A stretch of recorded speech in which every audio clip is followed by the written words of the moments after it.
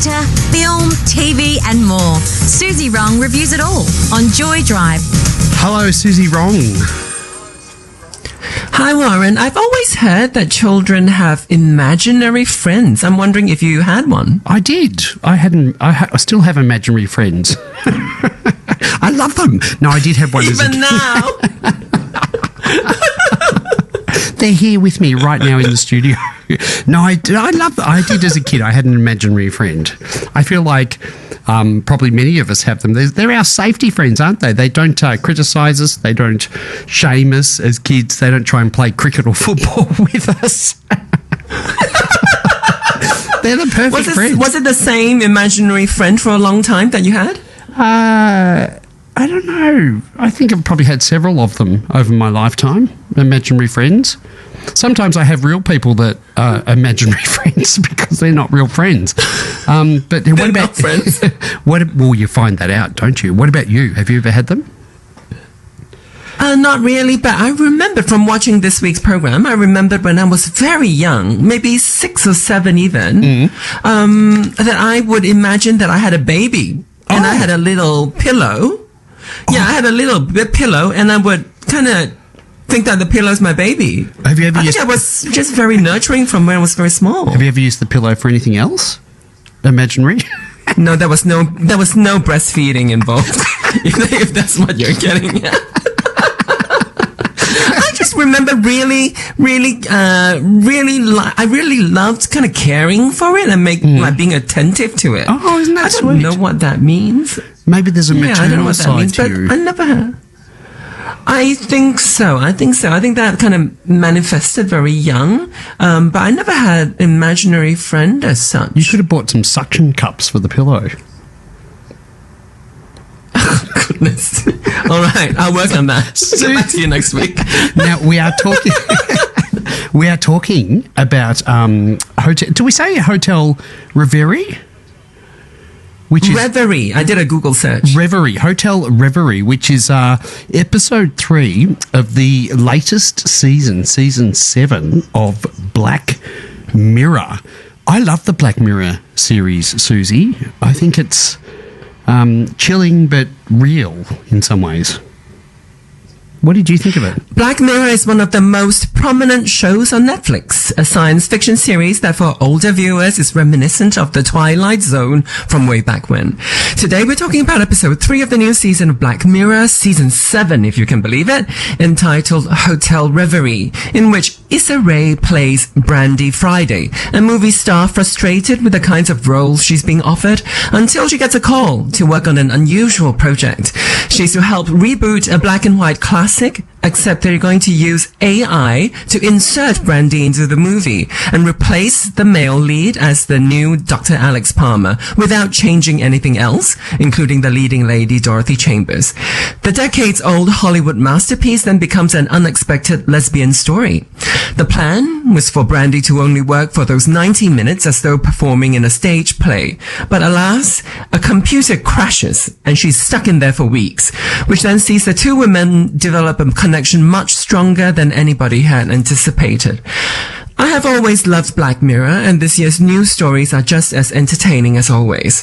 With the current interest in AI and its impact on almost everything that we do, there is no question that Hotel Reverie will be a fascinating watch, especially if you're interested, like I am, in seeing what the future is going to look like for queer people. The most captivating part of Hotel Reverie, aside from its musings about technology, is the narrative around Dorothy, the original leading lady of the old movie, who we discover to be holding secrets of her own, which only come to light when she meets Brandy, a woman from the new century. Warren, are you an optimist or a pessimist when it comes to the future of technology? That's a hard one. I feel like it's a real fine balance, Suzy. I'm an optimist that, if we look at introduction of technology throughout history, people have always been frightened of it. I mean, people were so scared of electricity, for goodness sakes, and now look at us. But I suppose AI is a little bit different, isn't it? Because we've now got computers that have... I saw this week, we reached that Alan Turing point where the intelligence of the AI has matched that of human intelligence. I don't know if that's true or not, if I was reading a load of rubbish, but I did read that we've reached that point. So I don't know. I'm an optimist. I just think that humans can use it for the wrong purposes, and that's the scary part about it, not so much the AI itself that I'm scared of. What about you? I've always been an optimist, and I've always loved technology, and I've always been I would always take all the skepticism all these years to be quite nonsensical. I always thought, what's this fear about? Why are you fearful? But in recent months especially, I think things have changed a little bit for me, watching what's happening in the States and how there's just no more checks and balances, right? There are no more safeguards. So I feel like the chances of things turning bad are much higher than they ever used to be. I always felt like there were adults somewhere taking charge of things, kind of keeping an eye on things. But at the moment, it's no longer that way. It feels like whatever practices that were put in place to safeguard our future from things like technology are just kind of very quickly, not slowly, very quickly eroded away. So for the first time, I am a little bit worried. I am not actually worried of what AI is going to do to us. That I feel like, yes, there's a possibility that those things like in 2001, The Space Odyssey could happen, but I feel like those things might be inevitable, and worrying about those things, I don't know if it's it's a very good use of our time. It's a better use of our time to kind of make sure that things go well. Except now without the grown-ups in charge, I am getting a bit worried. You're right. And I think, again, it comes down to us, doesn't it? It's not so much the technology, it's how we use it as humans. And if we don't cooperate and put those safeguards in place, then anything can be used for the wrong purpose. Something that I noted in watching Black Mirror Hotel Reverie is I've always loved history, Suzy, looking at old photos. You know, if you go into a museum, looking at old photos and things. And one of the things I've always found myself doing is looking at an old photo, and I look at the people there and I think, wow, they all had stories. They all had lives like we do now. You know, they had their time and they had relationships with people. They had cats, they had dogs, they had all these things going on in their lives. Each person has their own story when I look at an old photograph. And when I was watching this, I thought, wow, imagine now being able to recreate those stories or that person through AI. And even though we can't do that in this show, that's essentially what they do, isn't it? And I thought, how powerful is that? Imagine if it is used for the right thing and you could go back and just talk to whoever this person is. I don't know. I found that quite interesting when watching this movie. I thought, I wonder who I would go back and love to chat with. And imagine if the consciousness of these people could be recreated with artificial intelligence. And somehow, and I know that this isn't possible now, but somehow they picked up their consciousness from where they finished, what they would say, what you would say to them. At this moment, I feel like everything is possible. You know, I think we don't, you know, we can, I think in many ways we sort of can go back in time, like in this movie, you know, not maybe in a physical sort of way, but you know, technology seems to be opening these doors that we never were able to imagine before. And in this case, you see Brandy going back, quite literally going back in some moments and getting in touch with, a woman who is an actor like she is, but from, you know, like, was that decades ago, and making a connection there. And because of the way we do technology now, the woman that she meets from the past is actually a really full, rich life. It's not just a little bit of a woman, because of so much that we've had with information and how we compile those information and how AI processes that information. I thought that was really meaningful. I never sort of thought of it that way. And it's great, especially in terms of, in this case, a queer story, because we have so many hidden, buried histories, because our histories never really mattered. And it almost looks like this is one way that technology is able to have give us a view of what some of our lives might have been like in the past. If you've seen Hotel Reverie on Netflix, season 7, episode 3 of Black Mirror, love you to get in touch. 0427 569 949. Suzy, there's a question here about whether AI can ever truly replicate, I suppose, emotional intimacy. It can imitate the structure, I suppose, the talk, the dialogue, the reactions. Can it ever generate genuine desire, connection, and of course heartbreak? Now in Black Mirror here we see that it can. I don't know if it can now, but if it can, what does that say about us as humans in terms of how vulnerable we can be, in terms of if these things, if these I suppose attributes or whatever we want to call them are ticked, we automatically form a connection with it, even if it's a computer. It's not even another person. So how vulnerable are we to AI? Or we're extremely vulnerable. Exactly. I think, was it last year that a young teen had downloaded one of these AI programs on their phone, I'm assuming, and that if you paid a subscription, you could have a really close friend. In his case, it became a girlfriend, and several weeks of miscommunications led to this young teen ending his own life. It is very, very serious. It's a very early technology that hasn't been worked at very well because the guardrails are not there.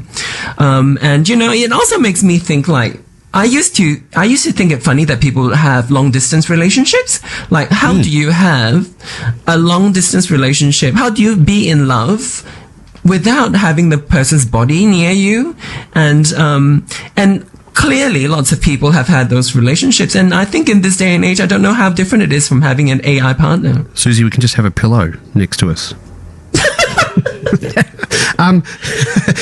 You joke, but I'll tell you this. A few weeks ago, I saw online that there are these AI porn things, right? Right. So apparently, instead of just watching a porno video, you can have a subscription to these things where you can create a person that's extremely attractive to you, and then you can give instruction for that person to do whatever that is going to excite you. For a moment, I was considering doing it. I thought, this might be even more exciting than watching regular old porn. And then I looked at the examples that they had on the website, and it just looks too what's the word? Like, too fake for me. But then that's for me. I'm sure there are people who love that stuff. Suzy, I reckon we should get one each and then talk about our experiences on the radio. That would be fascinating to find out. How about you start? Like this one, this has come in as well. Jace from Ballarat, I cried. Not sure if it was over the relationship or the idea that tech could fake one that well. Callum says it's scary because it's not that far off. We're already dating apps and filters deep. That's true. Yeah, I don't think it's really that far off. I think the wonderful thing about Black Mirror is always feels like it's going to happen like next month or something. It's not like it's all Star Trek. A lot of it feels, so much of it is rooted in the technology of the now, and that makes it much more engaging and sometimes scary. And I guess the scary thing about this particular episode is, it challenges us to think that, how are you going to deal with this if an opportunity happens and you find yourself falling in love with something that's not real in the conventional sense? Is this character Brandy going to stay with this technological romance, or is she going to go back to her real life? Steph from South Bank says it made me think of my ex. This is really good and whether I'd bring them back. I mean, that's a good point. Yeah, there are apps and websites now that if they can help you retain the memory of a lost one, from like their social media posts and all that stuff. And if you have a voice that you can provide to them, they can create this simulation of a person that has gone who can still speak to you now, apparently, from what I hear. Well, this one here, Ali says, and this is a good point, I think I do this sometimes. I felt personally attacked. I've romanticized the past so much that this showed the danger of it. And it's true. When I think about those old photos, imagine if you could pick someone and say, that looks like a really nice person, go back and then fall in love with them. I mean, I know it sounds silly, but seriously, that's what this episode is proposing, that we'll be able to do that. Well, it's really interesting that Issa Rae was the character because she's a black woman. And going back to the 1940s in America, it was never going to be a fun thing for her. But within the context of Black Mirror, I guess it just makes you think, I guess she's blinded by love in this moment. Suzy, another thought just came to mind. If we outsource our relationships to technology, whether it's the dating apps, AI therapy or simulated partners, do we lose that, relationships are hard. They can be stressful and friendships can be stressful, but that discomfort helps us grow. When I think of all the things that have happened to me, it's helped create me as a person of who I am now. And if we don't experience that, what happens to us? If we avoid pain, do we not grow as people? I don't know. I agree. I think that's accurate. But there are capitalistic forces, these companies who see these opportunities and they will think that I will make you really comfortable. And then you don't have to deal with these real life things. All you have to do is pay me to do it. Like, when dating apps became, a very big part of life, must be 10 years now, I just always question, why would they want to let you leave the platform? How is it going to benefit the business if you were to stop your subscription? So I always thought, well, they look like they're trying to find you a partner, but really they're trying to keep you single and stay on the platform. That's true. Right. So I think what we're really up against is modern capitalism, and obviously they're using technology to make money from us, and it's really tricky. It's really tricky, and there's only so much as a mere human you can do to resist against that. There's a real sadness too in the way, I suppose, that the relationship was made perfect by AI. And you're right, they're going back to 1940s America. I mean, it's not going to be perfect, is it? But it sort of glossed over all of that and just made it as though you could go back and fall in love with someone and everything was perfect. But it doesn't give you... It sanitizes that period of time to make it seem more attractive than what it was really like. And you wonder if that's going to be enough. If everything is glossed over, then you have nothing to worry about. And then maybe you will want to stay inside there and not come out into real life. Who knows? Suzy, I like this one. Paul says, fascinating conversation. Love Suzy and Warren. Good luck to AI replicating you two. I'd be scared what it might do. We'd have no control over it, Suzy. We'd be in trouble.